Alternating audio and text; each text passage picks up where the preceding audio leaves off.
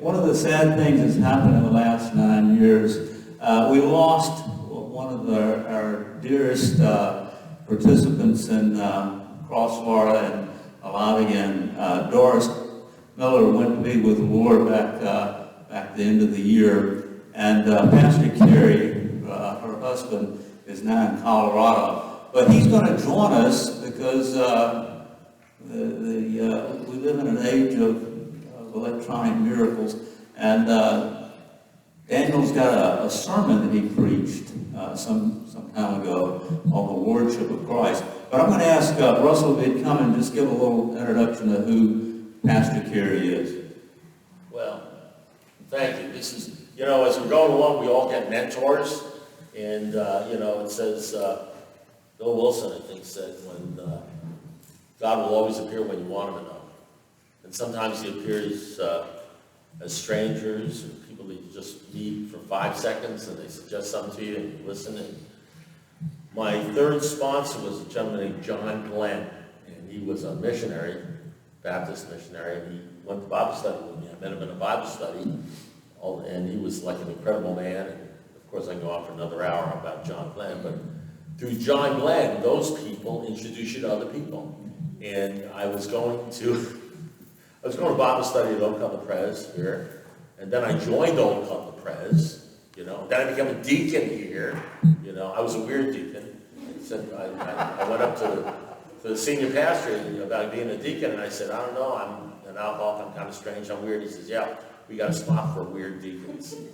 You're going to fill that. I was a weird deacon, and I'm still a deacon. I'm like a retired deacon. What do they call those? Whatever. Americans. Americans or something. Americans. Some sort of Latin word. I'm a deacon that doesn't have to go to meetings anymore. Deacon meetings.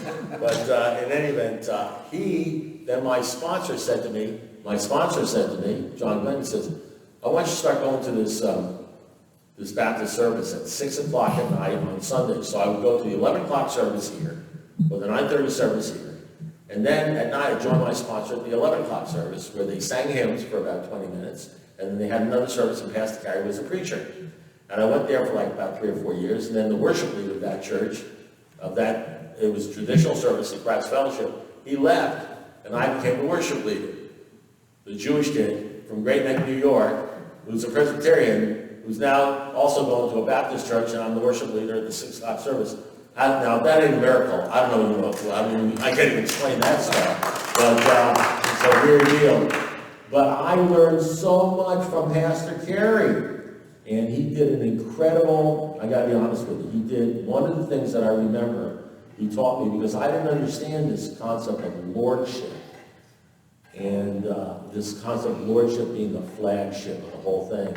And it's in the big book, and it's in 12:12, making Christ the centerpiece of your life. And he did this whole sermon on lordship. And I don't know whether this is a sermon. I was actually asking Daniel, I said, Daniel, you got to find that sermon, and whatever it is. So I learned a lot from him, and he's still around with us. Doris with his wife, incredible, and he's still around. He's in Colorado now, and I pray that he gets a hold of this deal, and he gets to listen to it, or he's listening to it now.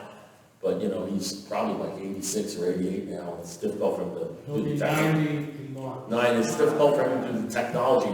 But let me tell you something, I've spoken to him. He's alive and well, and he's excited, and, I'll tell you, I know he wishes he was here doing this thing. So, he's the one who's going to be talking today. I can't wait to see you. Okay. Thank you. Are we ready, Daniel?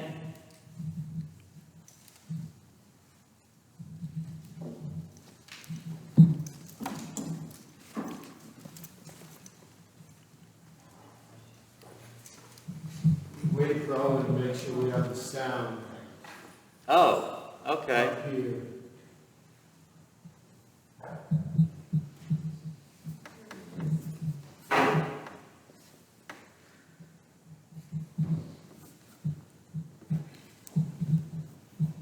Give it.